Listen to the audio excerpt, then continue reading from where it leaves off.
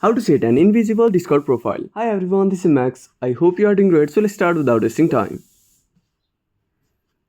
First of all, open up PicsArt.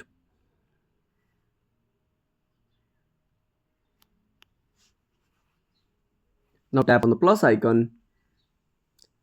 Now click on blank. Now tap on save. Now go back to your home screen and open up Discord. Now at the bottom right corner, tap on your profile. Now click on your profile picture or tap on edit profile.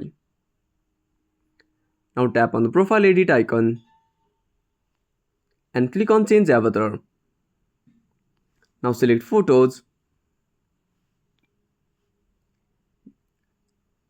Now choose your blank photo and tap on OK. Now tap on save.